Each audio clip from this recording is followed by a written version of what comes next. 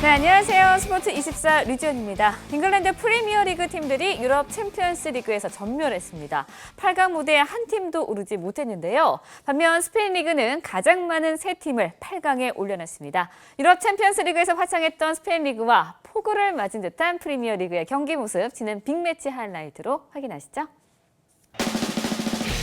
바르셀로나가 맨시티를 꺾고 8강에 진출했습니다. 메시와 이니에스타가 패스를 주고받으며 골대 앞까지 가지만 골키퍼 선방에 막힙니다. 전반 26분, 메시가 실바의 태클에 걸려 넘어졌습니다. 메시의 프리킥이 간발의 차로 골대를 벗어납니다. 전반 31분, 드디어 메시의 발끝에 기회가 왔습니다. 메시의 도움을 받은 라키티치가 골키퍼 키를 넘기는 골을 넣은 것입니다. 맨시티 수비진이 모여들자 메시는 지체 없이 멀리 빈 공간에 있던 라키티치에게 정확히 연결해 결국 결승골을 연출했습니다. 맨시티에게 기회가 왔습니다. 후반 32분, 아구에로가 PK에게 걸려 넘어져 페널티킥을 얻는 데 성공하지만 골에는 실패합니다. 결국 경기는 바르셀로나가 승리했고 1, 2차전 합계에서 3대1로 8강행 티켓도 손에 쥐었습니다. 테베스의 활약으로 유벤투스도 도르트문트를 꺾고 8강행을 결정지었습니다. 유벤투스는 경기 시작 2분 만에 선제골을 터뜨리며 기선제압을 했습니다.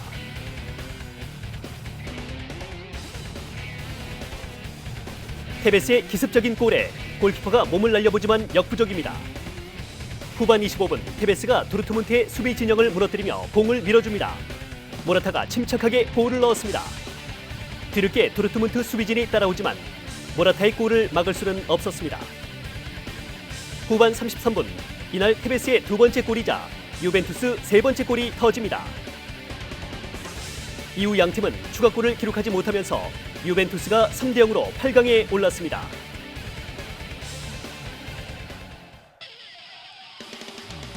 손흥민의 레버쿠젠은 8강 진출이 좌절됐습니다. 전반 16분, 아틀레티코 마드리드 골문 앞에서 방황하던 공이 손흥민에게 왔습니다.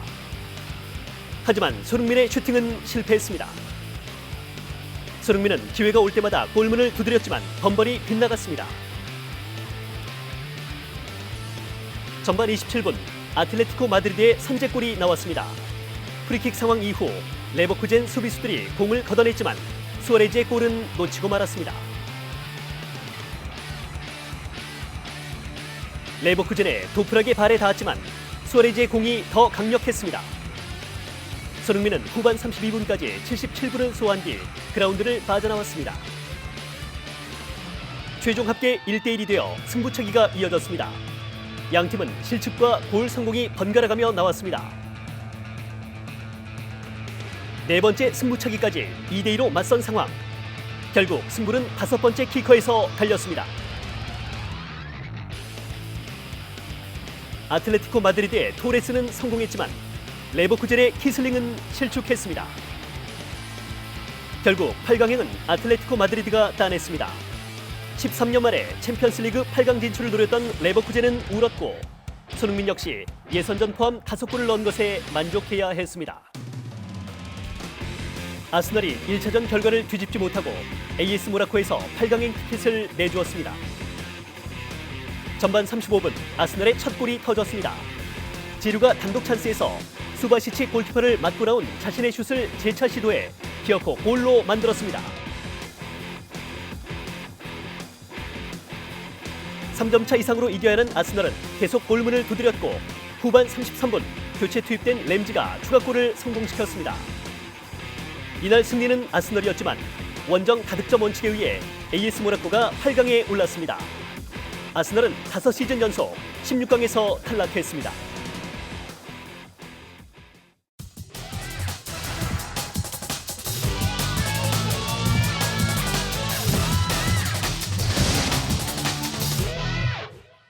네, 스포츠24의 자랑이죠. 3회 프리뷰 3세판 시간입니다. 오랜만에 YTN 듀오가 뭉쳤습니다. 김재영, 허재원 기자 나와주셨습니다. 안녕하세요. 네, 안녕하세요. 네, 허재원 기자 정말 오래간만에 스튜디오 찾아주셨습니다. 그간 왜 안 나오셨어요? 원래 3월 달이 스포츠 기자들이 참 바쁜 네. 계절이죠. 그래서 뭐 야구, 축구, 배구, 농구가 동시에 열리기 때문에 네. 그동안 좀 출장이 많았습니다. 네, 출장이 잦으셨군요. 네, 알겠습니다. 그런가 하면요, 남자 프로농구 LG의 제퍼슨 선수 퇴출당했습니다. 국가가 나올 때 몸을 푸는가 하면요, 또 SNS에 손가락 욕까지 올렸어요. 좀 사건 설명 좀 해주셔야 될 것 같아요. 그러니까 모비스와의 4강 플레이오프 1차전이었는데 네. 애국가가 나올 때 선수들이 도열하게 돼 있거든요. 거기서 뭐 좀 국가가 나오기 때문에 좀 경건한 마음을 표시해야 되는데 그때 뭐 스트레칭을 하고 몸을 풀었죠. 그래서 좀 논란이 됐고 제퍼스 선수는 뭐 이것만으로 퇴출이 된 건 아니고 그 동안에도 좀 SNS에 안 좋은 뭐 포스팅을 많이 하고 네. 뭐 팬들과 설전도 벌이고 그러면서 좀 많이 문제가 있었습니다. 그런 점들이 좀 쌓여오다가 이번에 퇴출이라는 결과가 나오게 됐습니다. 네, 좀 안타까운데 김재영 기자는 어떻게 보세요? 뭐 사실 외국인 선수들의 이런 문제가 어제 오늘은 아닌데 네. 저는 좀 개인적으로는 사실 이런 선수들은 일부에 불과해요. 더 굉장히 한국 문화에 적응을 잘하고 또 예의를 표하는 선수들 많은 외국인 선수들이 있는데 자칫 이런 선수들로 전체 외국인 선수에 대한 좀 편견이 없었으면 하는 그런 바람이 있고요. 예전 사례를 봐도 뭐 2006, 2007 시즌이었죠. LG에서 공교롭게 또 LG였는데 당시에도 네. 이제 파스코 선수가 자신에게 욕설을 한 선수와 또 이를 퇴장 명령을 내린 심판을 뭐 경기 중에 이제 폭행을 해서 무리를 빚은 적도 있고 이 밖에 좀 몇몇 다른 선수들도 있었는데 앞서 말씀드린 것처럼 일부에 불과하니까 외국인 선수에 대한 편견은 좀 없었으면 합니다. 네, 농구 이야기 해봤고요. 다음은 축구 3세판입니다.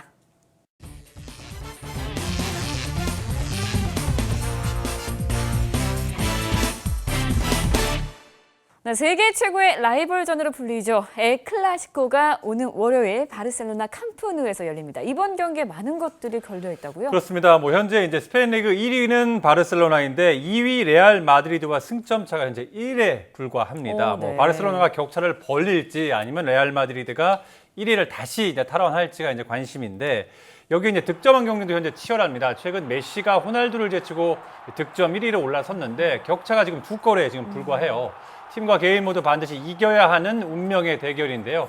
두 팀의 최근 맞대결은 지난해 10월이었죠. 당시 레알 마드리드가 3대1로 바르셀로나를 꺾었습니다. 당시 호날두 그리고 벤제마, 페페 선수가 득점을 올렸고 바르셀로나는 이 네이마르가 유일한 이제 골을 기록을 했었습니다. 아무래도 승부는 레알 마드리드의 BBC 라인과 또 이른바 이 바르셀로나 MS 라인의 발끝에서 이제 겨릴 것으로 예상이 되고요.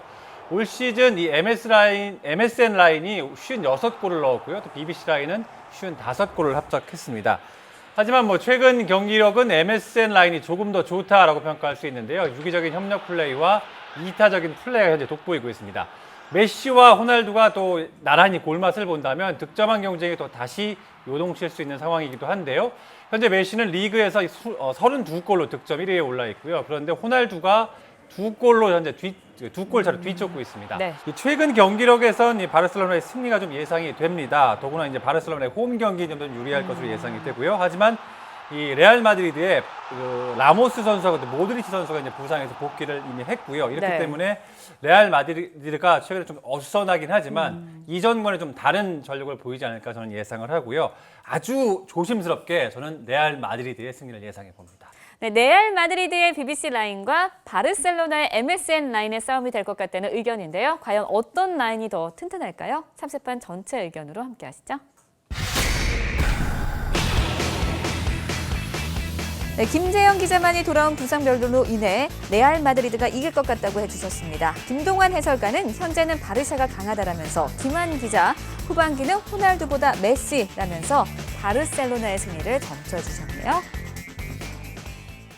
네, 그런가 하면 레알의 호날두 이야기를 조금 더 해보죠. 호날두가 여론의 문매를 맡고 있다고요? 네, 요즘 조금 심리적으로 좀 흔들리는 것 같아요. 사실 호날두가 시즌 초반에 정말 무서운 속도의 네. 그 득점력을 보였었는데 올해 들어 조금 안 좋아요. 그러니까 시즌 초반만 해도 경기당 한 2골 이상 정도의 득점력을 보였는데 지금 사실 올해 들어 15경기에서 11골에 그쳤으니까 경기 평균 뭐 1득점 좀 이하를 형성하고 있는 사실 이 정도도 나쁜 사실 득점력은 아닌데 워낙 호날두 선수이다 보니까 네. 이런 좀 좋지 않다라는 평가가 나오고 있는데 문제는 사실 네. 가장 최근이었던 지난 16일 레반테와의 경기였는데 당시 호날두 선수의 슈팅이 이제 베일 선수의 발에 맞고 들어가면서 득점은 베일 선수의 득점으로 이제 인정이 됐어요. 근데 이 상황에서 호날두 선수의 표정이 굉장히 좀 안 좋았어요. 그러니까 본인의 골을 역시 빼앗겼다는 듯한 표정이 어디까지 하면 추정이긴 합니다만 네. 이러면서 이제 팬들이나 이런 좀 좋지 않은 여론이 좀 형성이 됐었죠. 이런 분위기가 과연 이제 엘클라시코를 앞두고 과연 어떻게 영향을 미칠지가 지금 관전 포인트 중에 하나입니다. 네, 허재영 기자는 어떻게 생각하세요?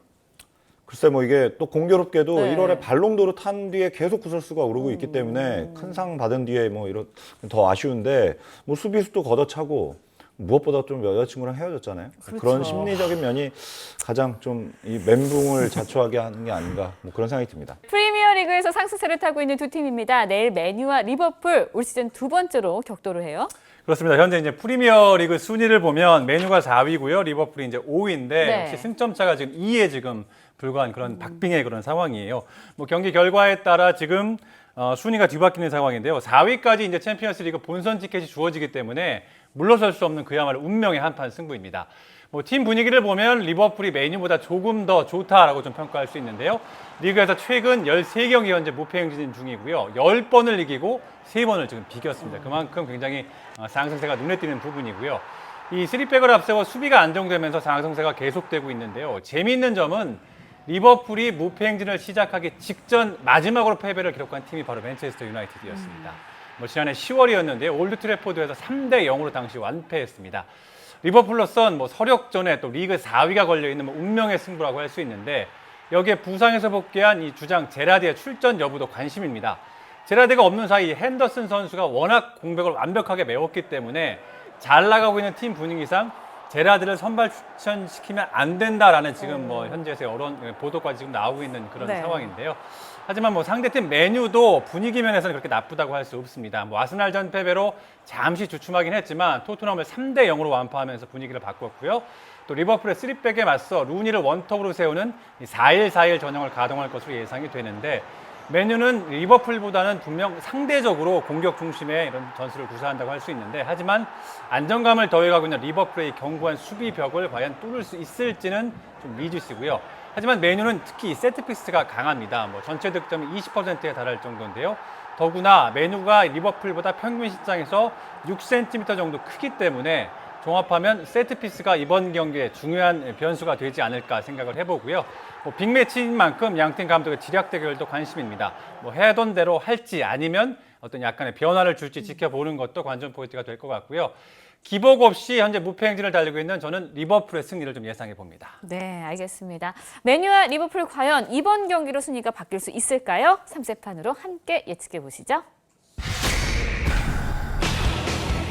네, 이번에도 김재영 기자만이 나홀로 리버풀 승리를 외쳐주셨습니다. 무패 서륙 4위라는 3마리 토끼 사냥에 성공할 수 있을지 기대해보고요. 김동완 해설가 반할 감독을 내세워서 김한 기자 캐릭을 앞세워서 맨유의 승리를 지지해주셨네요.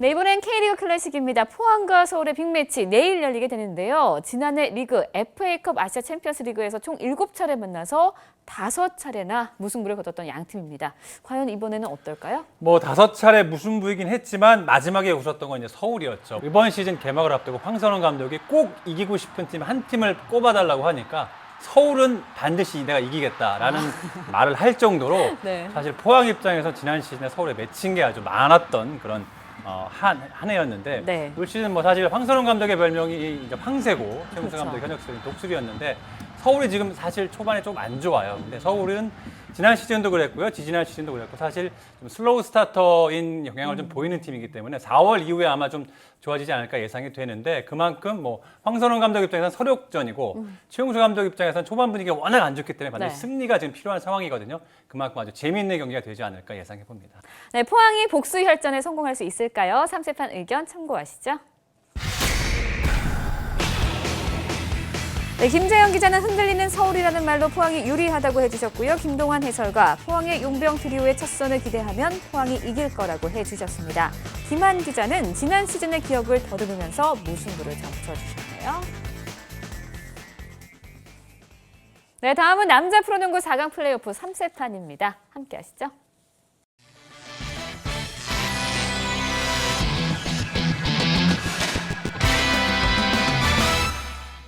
네, 동부가 반격에 나서느냐, 전자랜드의 연승이 이어지느냐, 4강 플레이오프의 향방을 결정지을 중요한 경기가 오늘 열리죠?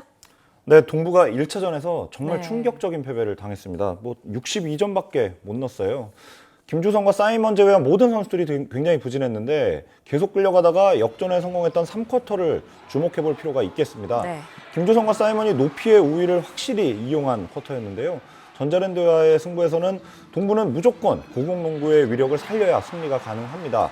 그런데 3쿼터를 제외하면 리바운드 숫자도 비슷했고 골밑 공격도 원활하게 이루어지지가 않았습니다. 박지현과 박병호 이런 좀 가드진의 활약이 좀 미미하고 윤호영의 움직임도 예전 같지가 않습니다. 하지만 여전히 트리플 타워의 위력이 있고 경기 감각을 되찾으면 외곽슛의 성공률이 조금 높아질 것으로 기대가 됩니다. 전자랜드는 정말 놀라움의 연속이죠. 6강 플레이오프에서 SK의 파죽의 3연승을 거뒀는데 사실 객관적인 전력상 동부에는 절대 열세로 평가됐기 때문에 1차전까지 잡으면서 팀 분위기는 절정에 올라 있습니다. 주장 포웰과 플레잉 코치 이현호를 중심으로 선수들이 똘똘 뭉쳐 있고요. 단 1초도 가만히 서 있는 선수가 아무도 없습니다. 쉴 새 없는 움직임으로 공격 기회를 만들어내고 있는데 평범한 선수였던 차바위, 정병국, 정효근 이런 선수들이 단기전을 통해서 충분한 경쟁력을 갖췄고 6강 플레이오프를 일찌감치 마치면서 닷새 동안 충분한 휴식을 취했기 때문에 체력적인 우려도 모두 없앴습니다. 전자랜드의 돌풍이 어디까지나 이어질지 굉장히 궁금한데요. 동부의 홈인 원주에서 경기가 펼쳐지기 때문에 2차전은 동부가 반격의 1승을 챙길 것으로 예상해 봅니다. 네, 전자랜드의 돌풍이냐 아니면 동부의 서록이냐. 남자 플레이오프 4강 동부 전자랜드의 2차전 3세판으로 미리 만나보시죠.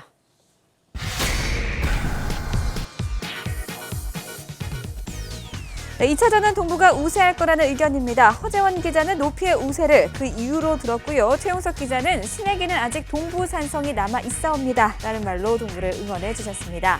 이원만 기자, 3점 슛 우리도 쏜다 라면서 동부의 승리에 힘을 실어주셨네요. 네, 내일은 모비스와 LG의 3차전이 있는 날입니다. 사실상 분위기는 좀 결정이 된 것 같이 보여요. 모비스가 네. 이미 챔피언 결정전에 좀 포커스를 맞추고 있는 분위기입니다. 네. 정규리그를 마친 뒤에 2주나 공백기가 있었는데 경기 감각에 전혀 문제가 없어 보입니다. 그리고 시즌 막판에 체력이 고갈되는 모습을 보였던 주전 선수들이 충분한 휴식을 통해서 컨디션을 완전히 회복했습니다. 특히 양동근 선수가 LG 가드 김시래와 매치업에서 완전히 우위를 점하고 있죠. 일방적인 경기를 이끌고 있습니다. 그리고 라틀리프도 메시 혼자 지키는 LG의 골밑을 완전히 장악을 했습니다. 공격과 수비, 스피드와 높이, 팀플레이와 슛 감각 모든 면에서 모비스가 일방적으로 앞서 있습니다. 창원 원정이긴 한데 또 그 주말 경기여서 LG 홈팬들의 열띤 응원이 예상이 되지만 모비스에게는 큰 문제가 될 것 같지는 않습니다. LG는 제퍼슨의 돌발 행동으로 분위기가 완전히 망가졌습니다. 시즌 내내 불성실한 모습으로 우려를 낳았었는데 결국에는 퇴출이 되면서 팀 전력에 구멍이 뚫렸습니다. 모든 전술의 중심이 제퍼슨이었거든요. 그렇기 때문에 단기간에 공수 전술을 가다듬기가 어려워 보입니다. 김시래와 문태종, 김종규로 이어지는 토종 라인업이 여전히 위력적이긴 한데 오리온스와 5차전까지 가는 활전을 치렀기 때문에 체력도 한계에 다다른 모습입니다. LG가 유일하게 기대할 수 있는 게 오히려 제퍼슨이 퇴출되면서 남은 선수들이 좀 똘똘 뭉쳐주는 이런 투지를 보여주지 않을까 이런 건데요. 네. 메시도 높이나 스피드 면에서 어느 정도 경쟁력이 있기 때문에 국내 선수들의 분발이 절실합니다. 여기에 제퍼슨 변수까지 터지면서 승부는 이미 결정된 것이나 다름없는데요. 모비스의 승리를 예상해 봅니다. 네, 6강에서 힘을 뺀 데다가 제퍼슨 때문에 기운까지 잃은 LG. 과연 모비스를 꺾을 수 있을까요? 3세판 전체 의견으로 함께 하시죠. 네, 허재원, 이현만 기자가 공 5개로 100% 모비스가 이길 거라고 확신해 주셨습니다. 한 줄 평도 비슷한데요. 물 흐리는 미꾸라지 제퍼슨 바이바이라고 했네요. 최용석 기자는 홈 열기를 내세워서 LG가 유리한 경기가 될 거라고 해주셨습니다. 챔피언 결정전을 치를 두 팀, 농구 전문 군단의 결정 어땠을까요? 함께 보시죠. 네, 긴 말 필요 없습니다. 3명의 기자 모두 모비스와 전자랜드가 챔피언 결정전에서 맞붙을 거라고 해주셨네요. 과연 기자들의 올인이냐, 올킬이냐 결과가 기다려집니다. 네, 3세판의 진검승부라고 할 수 있죠. 지난 경기 예상 결과 이어집니다. 전문가 군단의 높은 적중률로 축구팬들 괜찮아요? 많이 놀랐죠? 무려 김한 기자가 5경기를 맞춰줬고요. 김재영 기자와 김동환 해설가는 한 경기씩만 틀렸습니다. 먼저 위너팀으로는 전북, 울산, 리버풀, 아틀레티코 마드리드, 바르셀로나입니다. 다음은 농구 3세판 결과입니다. 이제 농구 3세판의 관전 포인트는 과연 허지원 기자가 맞추냐 못 맞추냐가 된 것 같습니다.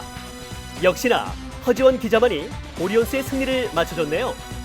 농구 팬들의 마음을 제대로 저격한 허지원 기자, 계속 기대해보겠습니다.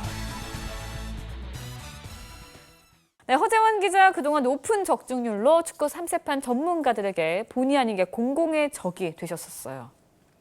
일단 가장 기본적으로 농구가 축구보다 많이 쉽다는 점을 말씀드리고 무승부가 없기 때문에요. 굉장히 쉬워요. 그리고 뭐 한 가지 팁을 제가 다른 선후배들한테 말씀을 드리자면 그 해당 팀의 선수랑 통화를 해보면 굉장히 잘 알 수가 있습니다. 팀의 분위기, 또 부상 선수, 상대편의 분위기 뭐 이런 거 다 알 수 있기 때문에 굉장히 큰 도움이 되죠. 그럼 저는 호날두랑 통화를 해야 하나요?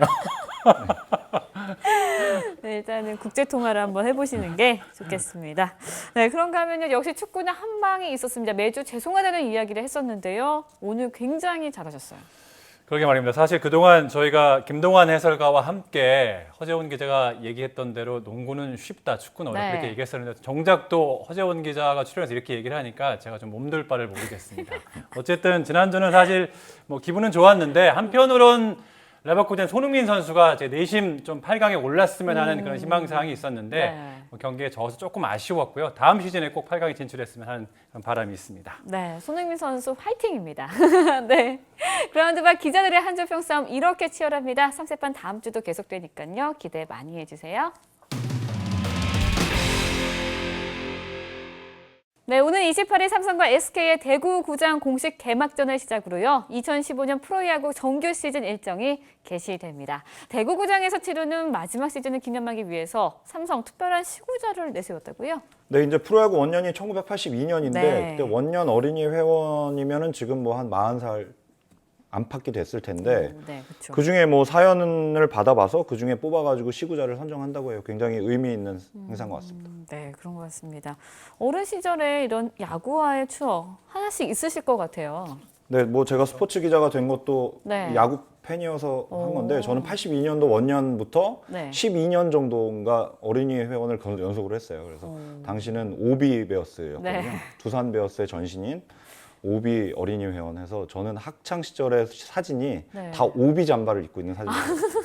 그 정도일 정도로 야구 키드였죠. 아, 그렇군요. 김재영 기자는 어떠세요? 저는 원년 내만 이제 어린이 회원이었는데 네. 저는 참고로 지금 기아의 전신이죠. 해태 타이거스 오. 어린이 회원이었는데 좀 재미난 추억이 있는 게 사실 해태 타이거스는 유니폼이 옛날 유니폼이 사실 굉장히 좀 특이했죠. 검은색, 그렇죠. 빨간색 이랬었는데 네네. 저는 그 색깔이 너무 어린 마음에 좋았어요. 근데 한편으론 허재원 기자가 입었던 오비의 그 연필, 네. 컵 뭐 이런 걸 줬었는데 디자인적으로 봤을 때는 사실 오비가 훨씬 예뻤거든요. 그래서 네. 조금 팀은 혜태를 좋아했지만 이런 물품은 이런 거는 조금 제가 오비를 좋아했었던 그런 기억이 납니다. 네, 솔직한 두 분의 토크 들어봤습니다. 네, 10개 구단으로 새롭게 시작하는 올 시즌인 만큼 많은 이벤트가 준비되어 있다고 합니다. 이벤트와 함께요, 더 기대되는 것, 바로 YTN DMB와 함께 야구 중계를 즐길 수 있다는 점인데요.